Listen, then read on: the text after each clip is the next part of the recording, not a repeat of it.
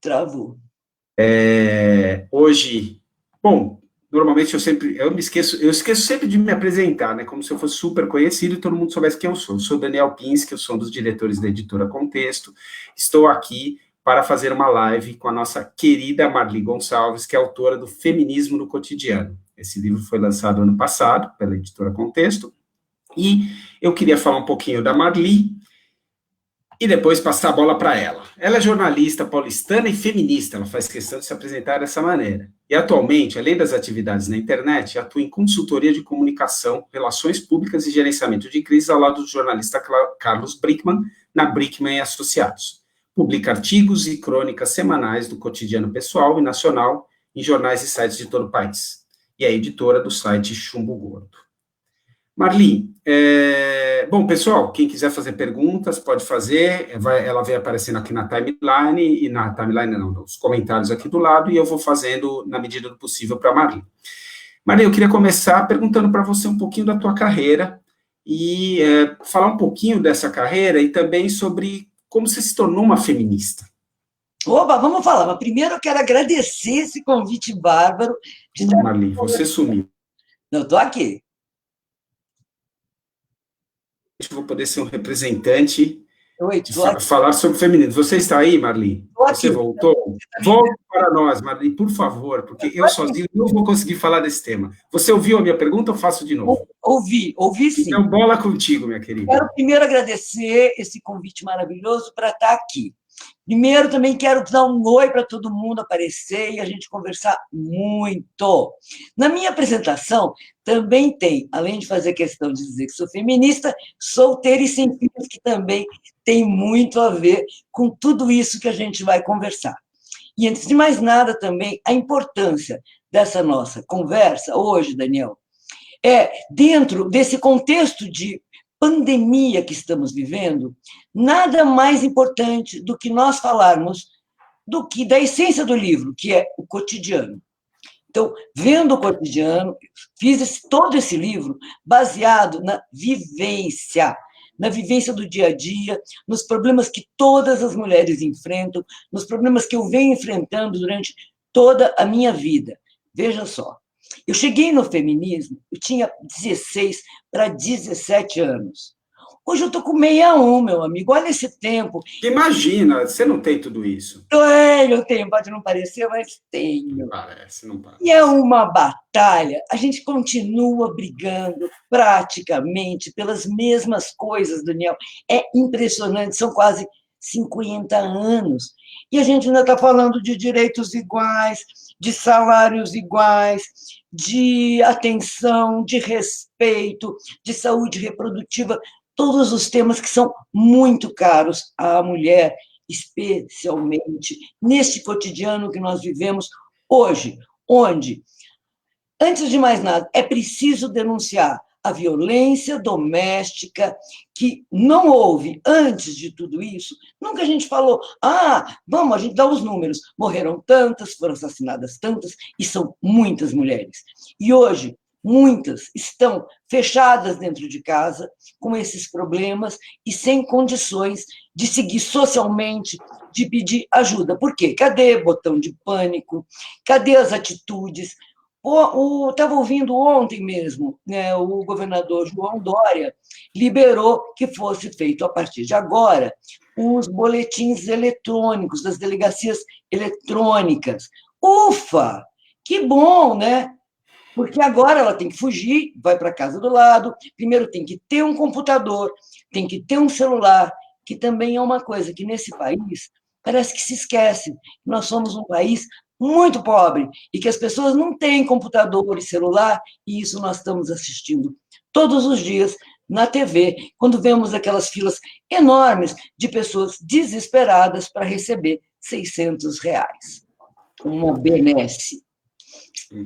Tá joia. Marli, eu queria começar já te provocando um pouquinho, tá? O subtítulo do seu livro é Bom para Mulheres e para Homens também. Então, aí eu vou emendar uma pergunta atrás da outra, tá? Mas pode responder em partes, fica à vontade. Em primeiro lugar, o que é ser feminista? O que é um homem feminista? E por que machista não é o contrário de feminista? Nossa, não tem nada a ver, hein? Mas primeiro deixa eu responder pelo fim. Machismo é uma doença, é um horror, defeito. Então, vamos assim, corta esse defeito. Parecem duas palavras muito parecidas, mas não tem nada a ver. Feminismo, Daniel, é um movimento político, um movimento de cabeça, um movimento que percebe, primeiro, a humanidade. Como é que você vai falar em humanidade? Como é que você vai vir lutar por direitos iguais se você não conhece na humanidade as relações sociais entre homens e mulheres? Essa é a igualdade que deve haver. A igualdade que deve haver em boa parte dos aspectos.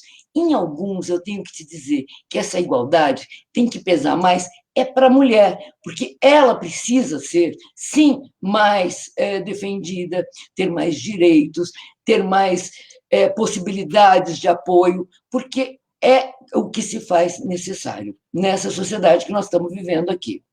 Então, o feminismo é um movimento que aborda todas as questões ligadas à mulher e ao homem, porque não existe isso, nós não vivemos em mundos separados. Eu não fecho uma porta, eu não abro uma porta. Nós vivemos e convivemos e temos que fazer esta sociedade justa juntos. E, como a gente estava brincando, conversando um pouco antes, eu acho que as pessoas têm um hábito, principalmente nessa área mais à esquerda, tal, de falarem sempre com quem pensa igual. Se a pessoa pensa igual, não adianta. Eu quero falar com quem eu preciso contar isso. Eu quero ter mais gente que nos ouça e que entenda que todos os homens podem e devem ser feministas, que não é uma questão de ideologia política, não. Porque é assim, tem que haver o respeito, tem que haver essa condição de igualdade para todos. Então, aí eu vou usar uma expressão que eu ouço bastante, e acho que eu já entendi a sua resposta, mas eu queria deixar bem clara. Então, essa coisa de lugar de fala para você não é algo que deva ser válido. Quer dizer, homens podem também lutar e podem, enfim, falar, podem, enfim, ser feministas, é isso que você estava falando anteriormente. Ou seja, lugar de fala, estamos fora nessa tua luta feminista. Você falou em lugar de fala, eu já comecei a me coçar aqui. Né? Ai, que bom. Não, tem que ser, cara, é uma sociedade justa. Nós estamos falando em sociedade. Nós não estamos falando em contrários, nós estamos falando em convivência justa. A gente temos que buscar isso, porque é por não entender que isso é uma coisa tão simples como essa que nós temos visto os números da violência doméstica tão... Gente, deixa eu te falar, foram 2.500 medidas protetivas em um mês. Meu Deus. 2.500. Deixa eu te falar outra coisa. De 24 de março até 13 de abril, em São Paulo, no estado de São Paulo, foram assassinadas dentro de casa 16 mulheres. Isso é mais que 50%. No ano passado, nesse mesmo período, foram 9, que também é absurdo.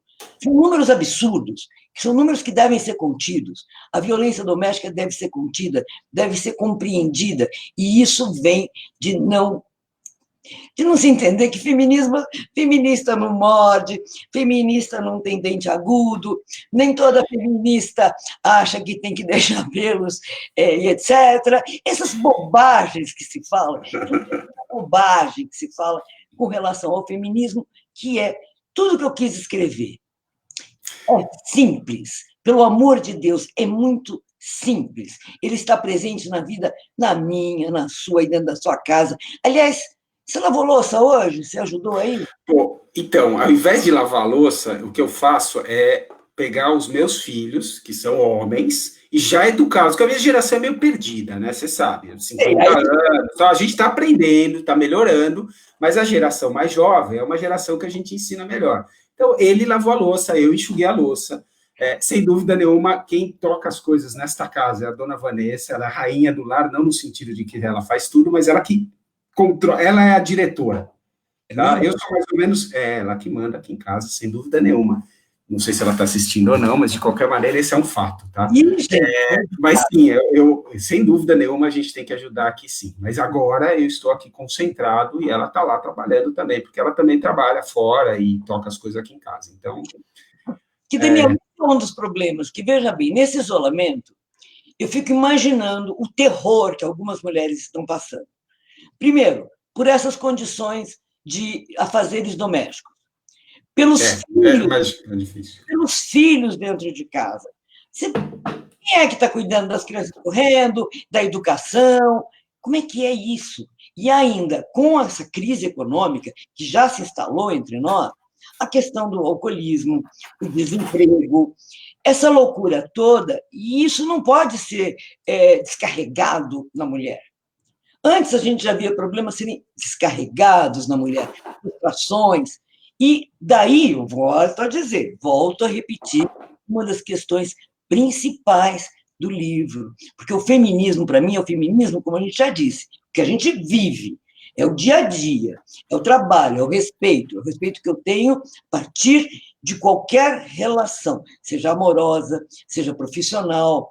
Eu quero respeito, porque eu tenho muito o que dizer e nós temos muito o que fazer. Claro, as coisas melhoraram, parece que está tudo bem, mas não é exatamente assim. Você estava falando dos seus filhos. As crianças hoje, e isso me dá uma alegria enorme, enorme, porque essa vem da questão da sexualidade. Já estão nascendo muitas crianças feministas. Eu encontro crianças feministas, eu fico feliz da vida. Elas já vêm com esse entendimento. Não é uma questão mais para eles, é um negócio impressionante. A gente, de novo, falando um pouquinho da minha geração, a gente está crescendo. Acho que a gente está aprendendo. Teu livro foi, entre outras coisas que li a respeito e conversei com muitos amigos e principalmente amigas, foi um crescimento para mim. E esse papo é um crescimento para mim. Mas é claro que a gente foi criado de uma maneira um pouco diferente. Para eles é natural. Essa coisa de dizer que isso é coisa de homem, isso é coisa de mulher, é bem mais raro nessa geração, muito mais raro. Eu percebo que eu tenho 2 meninos. Não é? E agora também tem a ver, olha, eu sou filha de um pai nortista, de uma mãe mineira. Então, eu vivi muito isso. E escapei, como eu disse, com 16 anos. Em 1975, foi o Ano Internacional da Mulher. A gente aqui não ouvia falar nessa situação. Estávamos em plena ditadura. Houve um grande evento no dia 8 de março, no MASP. Foi quando eu conheci essa realidade das mulheres, de todas as mulheres. Gente, nós não estamos falando de mulher classe média, nós estamos falando de todas as mulheres. As mulheres negras, as mulheres bissexuais, as mulheres lésbicas.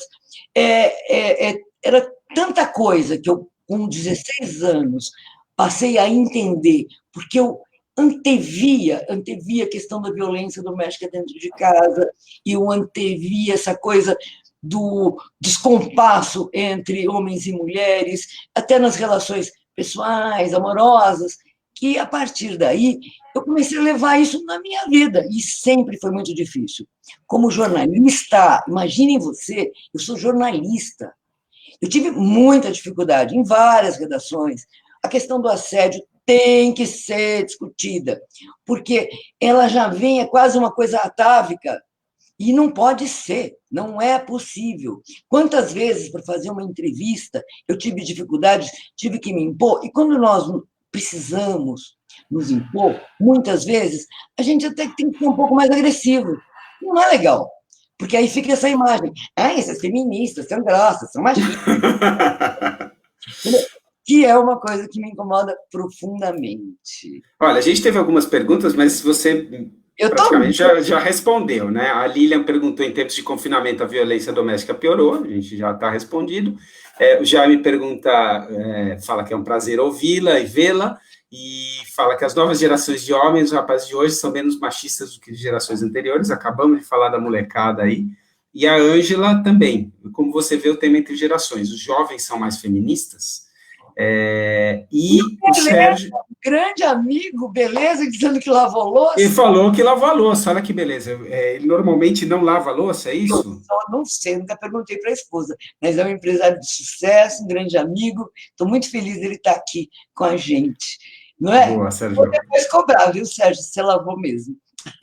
Bom, agora vamos provocar mais um pouquinho a nossa querida Marli. Um tempo atrás, a mulher de um ex-presidente, o ex-presidente falou sobre ela, que ela era bela, recatada e do lar. Isso é um problema? Mirem-se no exemplo daquelas mulheres de Atenas, alguma coisa do gênero. Isso é um problema para a luta feminista? Eu, sinceramente, estou assim, super sincero, isso eu posso dizer porque está escrito no livro. Você quer ser dona de casa? Tudo bem, gente. Você tem que ser livre para ser o que você quiser, desde que entenda essa questão da igualdade. Não se coloque, eu vou ser dona de casa porque eu sou menos, porque eu faço isso. E foi a própria Marcela quem falou que acabou ficando essa história do recatada e do lar. O recatada há sempre muita controvérsia, né? Sim. Agora, do lar, quantas mulheres que eu conheço que são donas de casa importantíssimas, que têm uma atividade na sociedade, que, puxa vida, elas são fantásticas. Então, para mim, eu prego, Daniel, antes de mais nada, eu prego a liberdade. Quem me conhece sabe que, antes de mais nada, eu prego a liberdade de você ser quem você quer ser, quem você é, e sempre só que pensando que você vive numa sociedade. Legal. Tem uma pergunta aqui. Bom, o Sérgio falou que nunca tinha lavado louça antes. Bom, agora, Sérgio, deixa eu só te falar uma coisinha. Depois que elas sabem que você lava, cara, aí agora vai ser para sempre, tá? Então, pode se preparando para os próximos dias. A Nayara está aqui com a gente. A Nayara, conheci garota, menina, ainda fazendo hoje uma grande feminista, grande feminista. Estou vendo gente de outros estados aqui. Nossa, que coisa boa, viu? Muito bom. Deixa eu entrar numa... Bom, vou entrar numa pergunta bem objetiva da Lilian aqui, e depois a gente fala uma pergunta do Francisco, que também é bem legal. Uma dúvida, aconteceu com uma amiga. A vizinha em confinamento com o companheiro está vivenciando uma situação de violência psicológica. O que ela pode fazer? Deve ligar para a polícia ou para o 180? Ela deve ligar para a polícia, não é a mesma coisa? Que número não é o da polícia, 180? Olha, eu confesso, eu acho que é 190, eu tinha a impressão que era 190, mas enfim. Tem que ligar para a polícia, tem que ir lá esmurrar a porta, tem que bater, tem que ir lá defender. As mulheres não podem ficar quietas. Olha, gente, é muito importante isso, que nós tenhamos, entre homens e mulheres, essa ligação, que hoje tem esse nome bonitinho, assim, que a gente tem falado, né? Que é o sororidade. Tá? Eu tenho visto muitas atividades de sororidade, podemos dizer. E, nesse caso da violência, não espere, por favor, não aguarde. Eu posso falar, Daniel, eu fui vítima de violência doméstica. Se eu não tivesse tido uma vizinha a me ajudar, eu teria problemas. Todas nós estamos sujeitas a isso, seja em qualquer idade, seja em qualquer profissão, seja em qualquer nível de consciência. Tem a história do amor. Quando a gente ama, a gente dá uma sei lá o que acontece. Um desconto, sei lá. Mas não pode dar, não. Não pode dar e não deixe que aconteça duas vezes, por favor. Bom, a Lília esclareceu aqui para nós, pelo menos para mim, completo leigo, que o 180 é o telefone de denúncia de violência contra a mulher. Olha, eu, no caso, Lilian, eu ligaria para a polícia, porque o 180 também, mas a gente está precisando. Se você está vendo uma vizinha com problemas, você está ouvindo, não é verdade? Isso, porque primeiro para esse assunto, depois a gente faz a denúncia, você acomoda ela na sua casa, faça a denúncia pela Delegacia da Mulher, pelo boletim eletrônico. O Francisco pergunta aqui, Marli, como os estudos de feminismo compreendem e debatem sobre as posições ou oposições dentro do movimento como o feminismo liberal e o radical? É uma pergunta que eu queria até entender um pouquinho. Existem muitas vertentes do feminismo? Existem muitas idades, né? Existem muitas idades. Hoje eu vejo as meninas, às vezes, tendo umas posições um pouco mais radicais, mas o que eu posso fazer? Como elas veem, como deve ser a luta, né? No nosso tempo, no meu tempo, nesse primeira parte desse movimento, a gente estava lutando contra a ditadura, a gente estava lutando contra a própria esquerda, que dizia que nós dividíamos a luta e que a luta era uma só e que não havia uma especificidade da luta feminista, isso várias feministas, principalmente as que eu integrei, as que eu conheço e que admiro, negaram isso, porque é, sim, muito importante. Então, nós tivemos um outro tipo de tempo, né? Hoje, elas querem lutar para terem cabelos livres, para terem vidas livres, para terem sexualidade.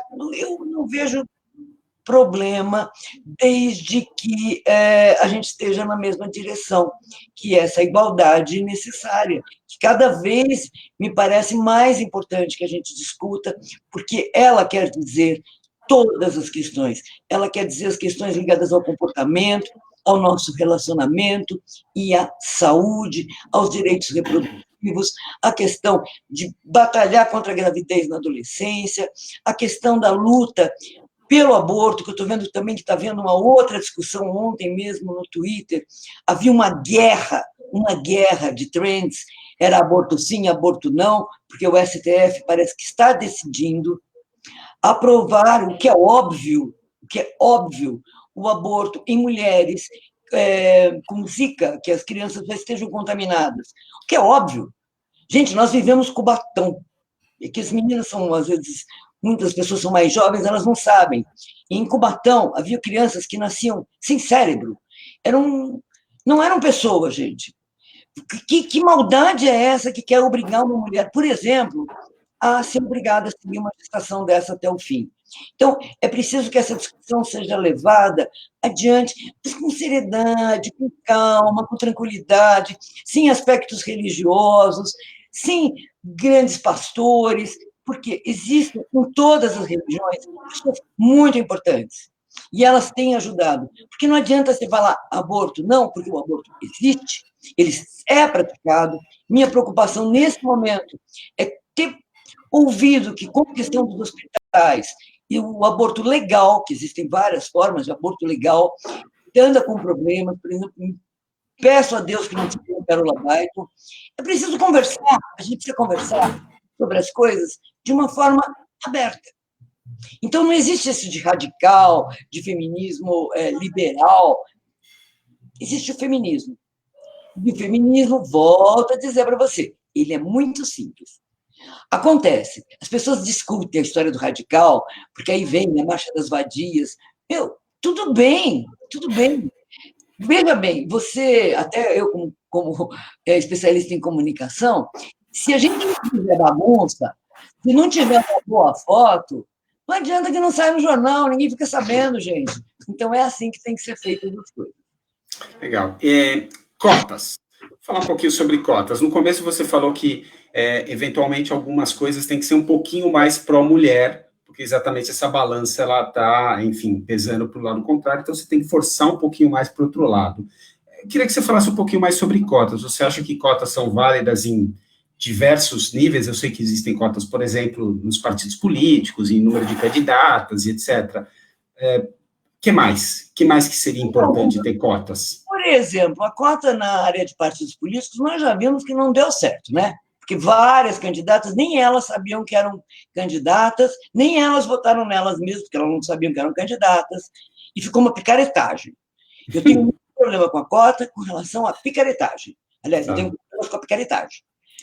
Então, quando eu falo que a mulher precisa de um pouco mais de proteção, é por conta do que eu estou te falando, que é principalmente na questão da saúde reprodutiva e de atenção em alguns aspectos, como, por exemplo, a depressão.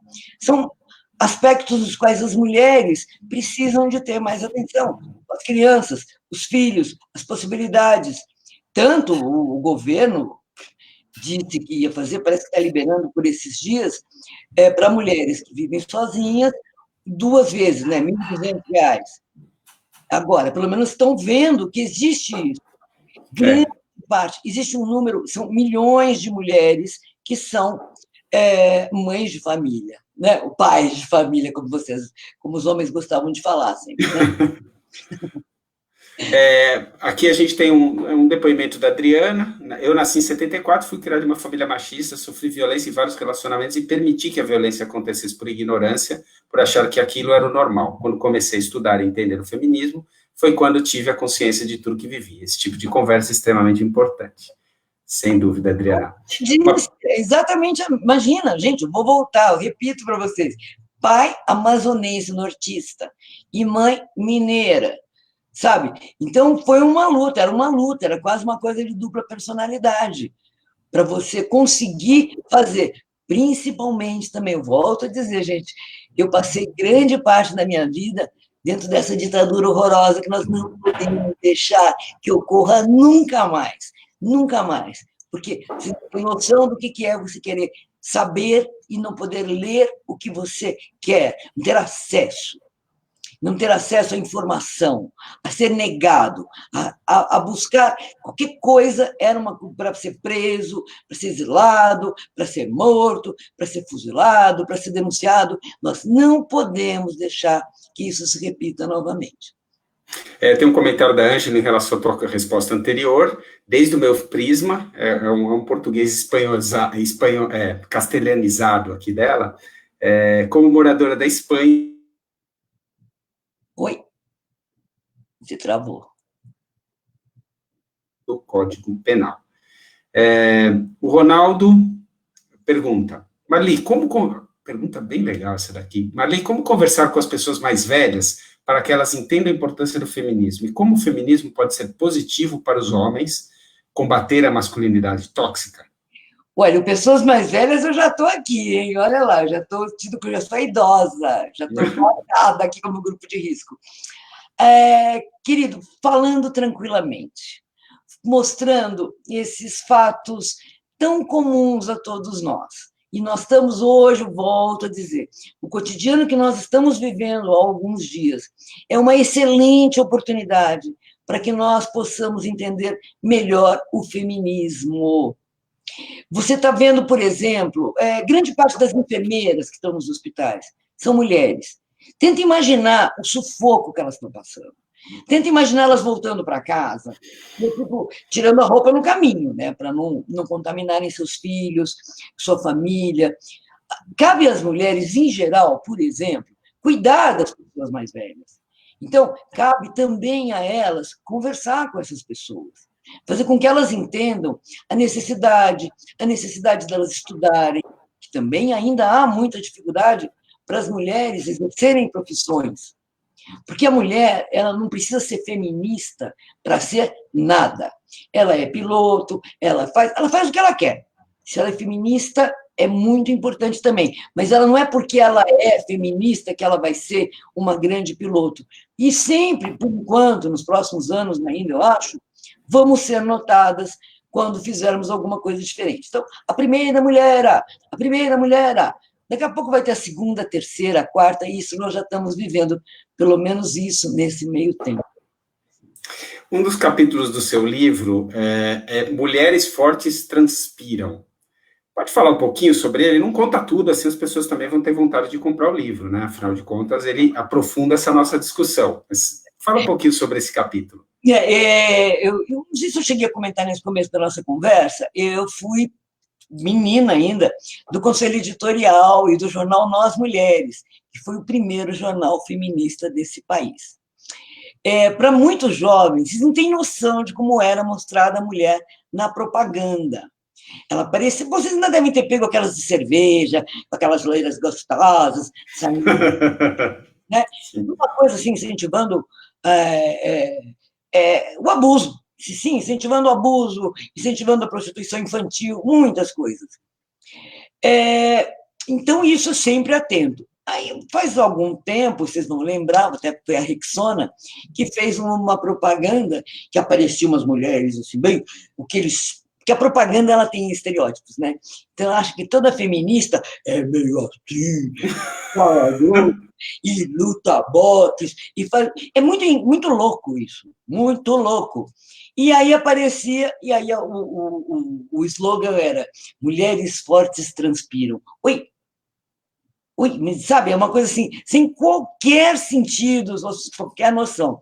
E aí eu falo um pouco da propaganda, dessa questão que ainda de vez em quando eu olho umas coisas que eu falo, não acredito. Não acredito que eu estou vendo isso. Mas estamos vendo sim. O Milton pergunta aqui, na sua opinião, Marli, existem profissões mais femininas do que masculinas? Por quê? Oi, Milton, que delícia, que delícia. Muito obrigada pela sua presença aqui, querido. Deixa eu te falar. Ainda existem, né? Porque para você romper essa barreira, e você que me acompanha há tanto tempo, Milton, sabe de muitas dificuldades que eu passei por tudo isso para conseguir romper essa barreira. No jornalismo, que é uma profissão que você fala, olha quanta mulher hoje, né, gente? Hoje. E ainda sempre com muitas dificuldades. Aí você vê, por exemplo, uma grande repórter como a Patrícia Campos Melo, Ah, acusada de estar assediando sexualmente aquele coisa ruim, aquela coisa estranha, para conseguir uma informação. Entende? Toda vez a mulher ou é a vadia, ou é ela que quer dar, é sempre assim. Então, essa barreira ainda existe, infelizmente. Mas a gente está rompendo em tudo. Tem uma... mas, mas Marli, eu queria aprofundar um pouquinho isso contigo. Quer dizer, não existe realmente, como homens e mulheres fisiologicamente não são idênticos, isso é um tanto quanto óbvio. Mas não existem profissões em que os homens, e as mulheres também, podem se dar melhor por algumas características físicas, fisiológicas que eles tenham? Sim, então, aí vai ter mais homens e vai ter mais mulheres nas outras. Não é? É um pouco o que, por exemplo, uma coisa que no Rio de Janeiro era muito comum os empregados domésticos serem homens. Isso já vem de muitos anos lá no Rio de Janeiro. Aqui demorou muito para chegar a essa compreensão. Por exemplo, por que toda mulher é que tem que ser empregada doméstica? Os homens não podem ser também? Podem. Não, claro. Mas isso não existia antes, Dani. Ah, Não existia. Você não te via faxineira, mulher nos prédios. Você ah. não via zeladora. Tudo era mais difícil nesse sentido. Então, as coisas vão se acomodando. Se eu não tenho força, eu não posso trabalhar numa indústria de força.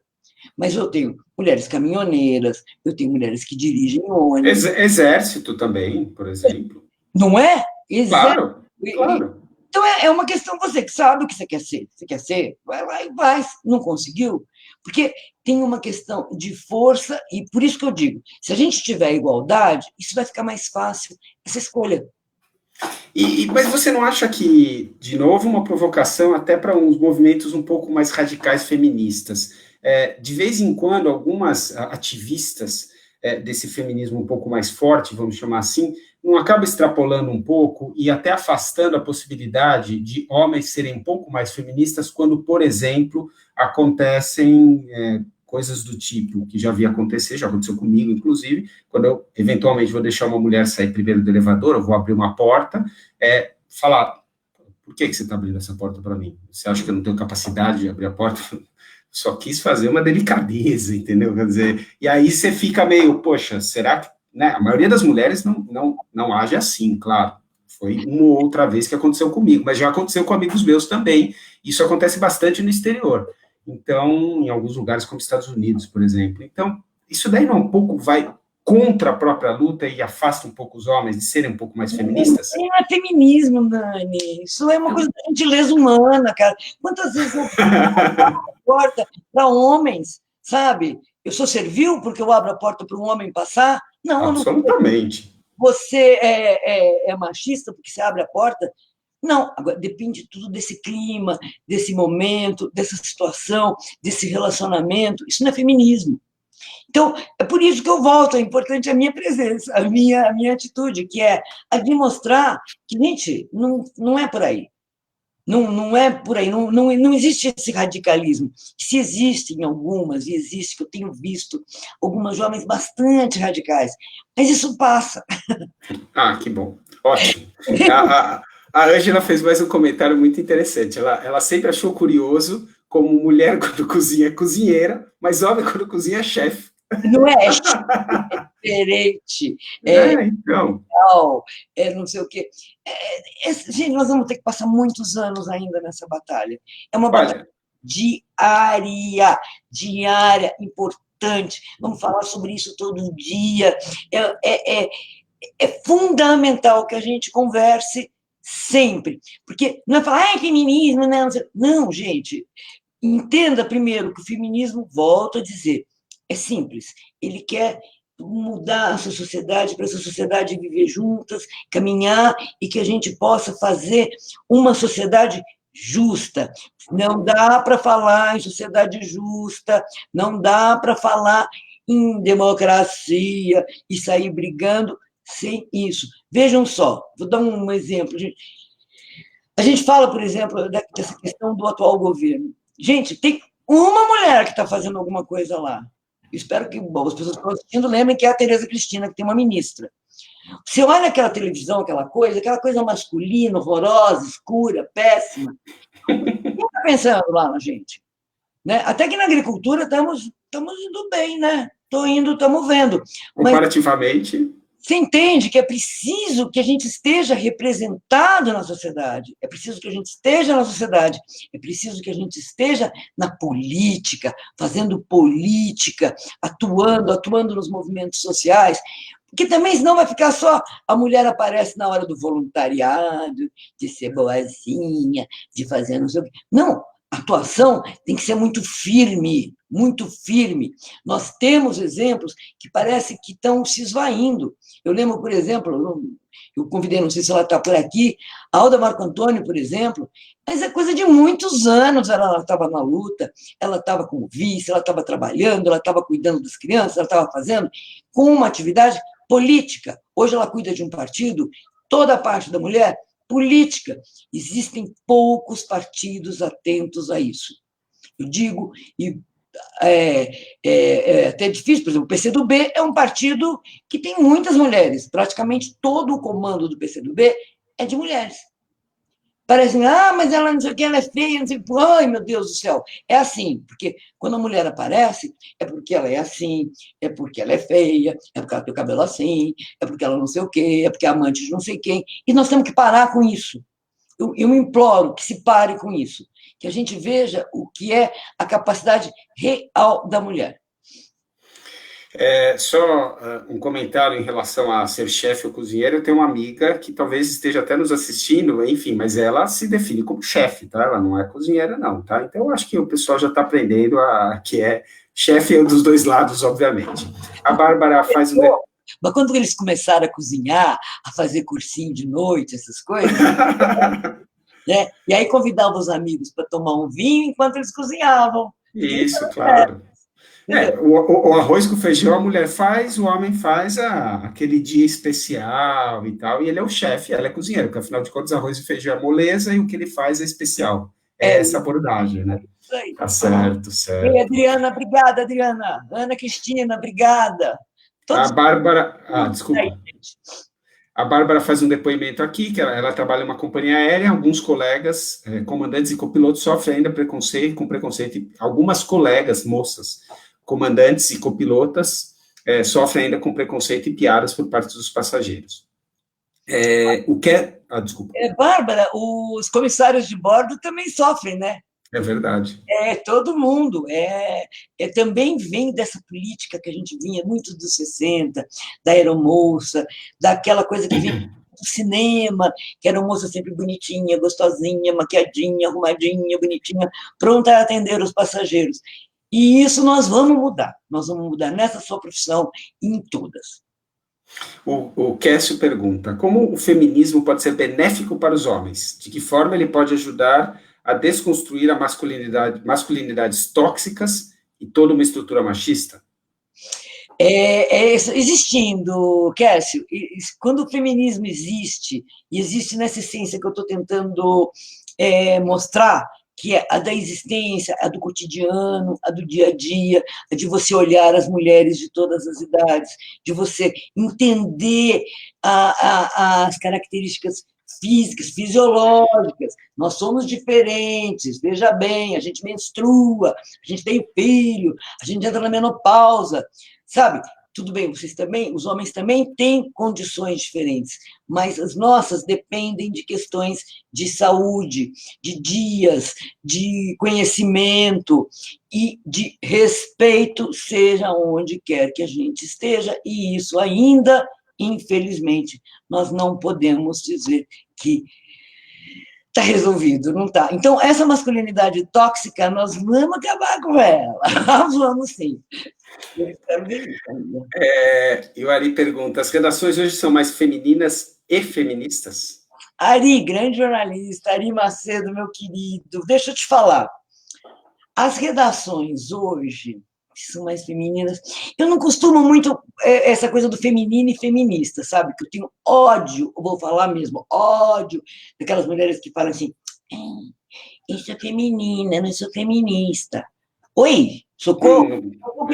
Elas brigam? Briga é normal, normal. Sou feminino, não sou feminista, é uma frasezinha que é outra também, igual o gato fala. Tá bom.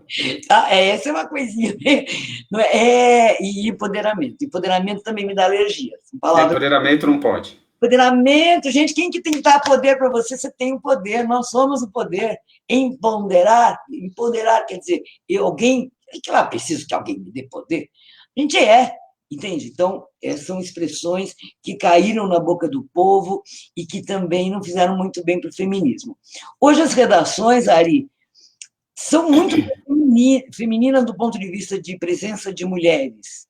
Eu conheci mulheres extraordinárias, eu conheço mulheres extraordinárias, algumas estão até aqui, que eu estou vendo, que sempre foram extraordinárias.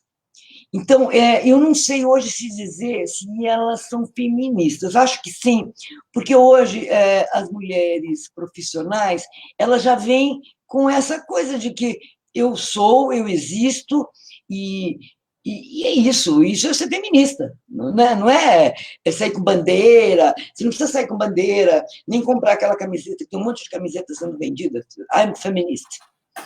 É um pouco over, né? Não precisa a ação, é no dia a dia, nós temos, a nossa linguagem é diferente dos homens, gente, não adianta. O Daniel é de uma editora que tem grandes autores e autoras, grandes. A linguagem feminina específica, gente. Nós pensamos, nós olhamos diferente. É assim, vocês fazem uma coisa, nós fazemos outra. Vamos se entender juntos, que aí a gente faz uma coisa muito mais global. Hoje, o que eu estou vendo também no jornalismo é um pouco essa coisa de mulheres se juntando tanto como amigas que parece que a gente está entrando numa conversa na casa delas também. E isso, às vezes, me incomoda um pouco, porque fica muito mais feminino do que feminista. Mas isso é uma parte que depois a gente conversa, que aí é questão de comentaristas. A Joana pergunta aqui, você poderia exemplificar essa masculinidade tóxica no dia a dia, para quem não entende? Assim, essa coisa do poder, né? A sensação, Joana, de que tem esse poder. É o não fazer, o agredir, o parecer melhor dentro de uma relação, seja ela profissional, essa coisa do patrões, empregados, dentro de casa. A masculinidade tóxica é o que está nos levando a números tão absurdos como esses que eu estava falando com relação à violência doméstica, ao feminicídio, que é uma das principais questões que nós temos que nos preocupar, ainda hoje, cada vez mais. Passando essa temporada de quarentena, os números vão ser absurdos. Por quê? Porque muitas mulheres, mesmo não vítimas de violência, devem estar dentro das suas casas lidando com essa masculinidade tóxica de manhã, de tarde e de noite. No momento da obrigação, vejam bem, que dizem que tem no sexo, na obrigação de atender os afazeres, na obrigação de atender todos os chamados. Eu fico imaginando uma mulher hoje que trabalhe dentro de casa, que esteja com seus filhos fora da escola e com seu marido dentro de casa, 24 horas, olha, não é por pouco que tem tanta gente que fica falando, não, pelo amor de Deus, vamos acabar esse isolamento. Mas isso não pode acabar.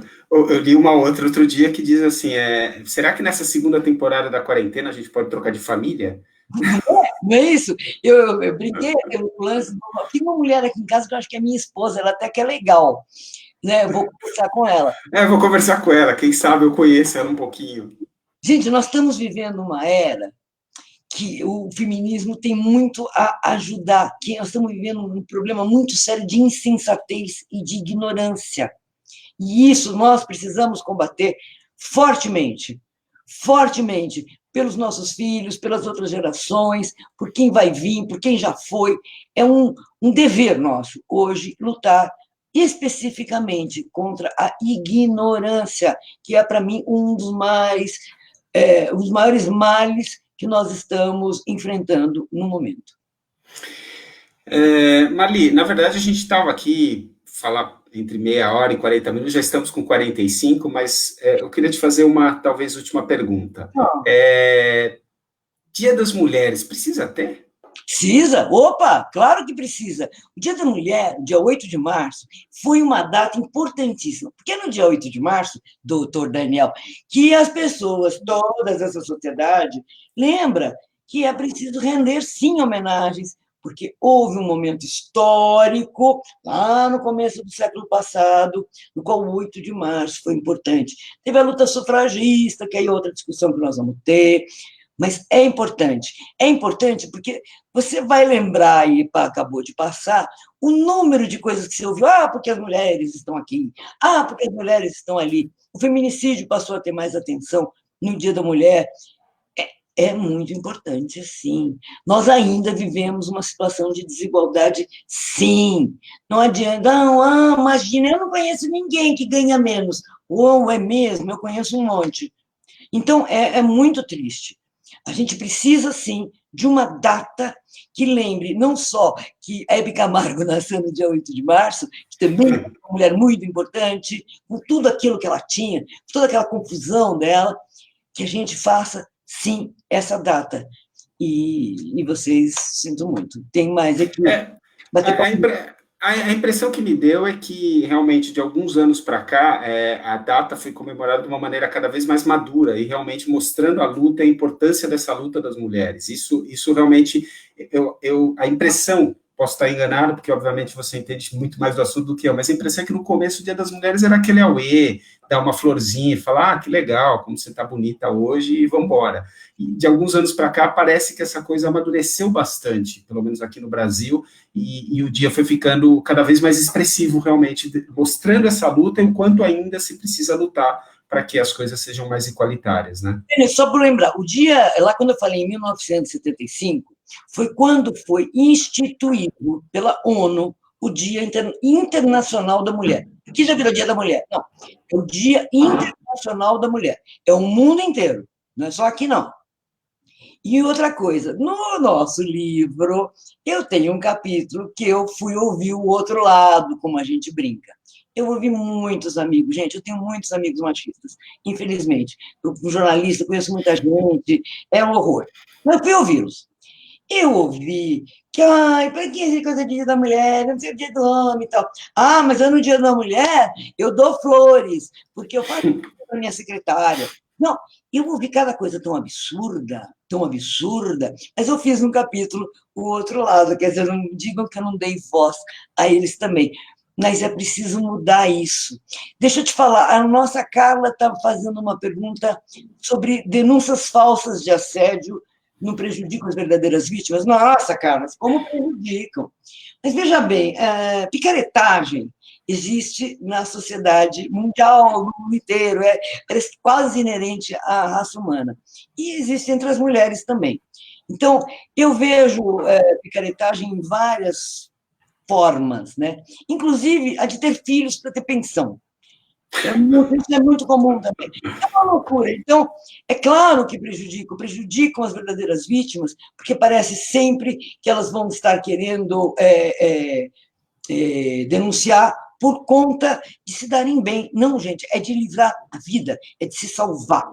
A gente tem que se salvar. E, de qualquer forma, é importante, e volto a implorar, mulheres, por favor, homens, por favor, não deixem que ao seu lado aconteça uma violência.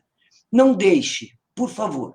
Eu peço essa ajuda aí para vocês, porque eu posso dizer que até eu fui salva numa ajuda dessas, por muito pouco, sei o que é esse assunto, não estou falando sem saber, conheço vários casos e sou sobrevivente também. Sou sobrevivente de tantas coisas, gente. Sobrevivente da ditadura, sobrevivente de violência doméstica. Gente, é difícil. Sobrevivente, inclusive, de conseguir chegar como solteira e sem filhos, que vocês não têm noção o que é a diferença, a pressão que a gente sofre a vida inteira. Se a mulher tem que ter filho. Não, não tem, não. Mulher não tem que fazer nada. Mulher tem que ser ela. Quer ter filho? Eu resolvi muito cedo não ter. Não casar e não ter filhos. Isso não quer dizer que eu não tive casamentos sem papel, né? Que é a história do papel. Muitos, inclusive, até mais do que devia. Mas é diferente, gente. É uma decisão. As mulheres têm que viver. Quer ter filho, quer adotar, quer ter o filho e dar. A gente tem que ter condições para isso, gente. Então, existe toda uma luta. A luta, essa coisa contra o aborto, está fazendo só apenas mulheres morrerem. E eu vou dizer para vocês, são muitas. Porque se a mulher não quer ter filho também, ela não vai ter. E ela vai dar um jeito. E isso é o que tem levado muitas vidas, e é preciso que a gente pare com isso. Olha, meu irmão agora entrou. Olha lá, olha meu irmão. Carlos é meu irmão. Adoro ver e ouvir minha irmã linda. Aprendo sempre com ela. Cá no meu mundo macho. Ela tem visão de tudo, tô ligado nessa live. Aí, tá vendo? Olha que legal.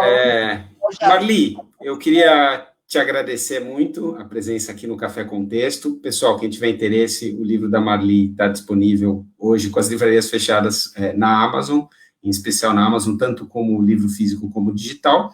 Marli, você quer deixar algum recado para o pessoal, algum serviço também, um contato seu, para eventualmente alguém queira entrar em contato? Olha, eu estou sempre à disposição, se quiserem me achar, é muito fácil. Eu escrevo aí, como o Daniel contou, eu escrevo crônicas semanais que são publicadas no país inteiro, em jornais e sites. Eu tenho meu blog. No meu blog é mais pessoal, é o marligo.wordpress.com. No Chumbo Gordo, que é um site que eu sou editora, a gente tem artigos dos principais pensadores. Isso de todas as matizes, gente. Se pensa, a gente está lá. Né? Tem que pensar. Não precisa pensar igual, mas se pensa, está lá.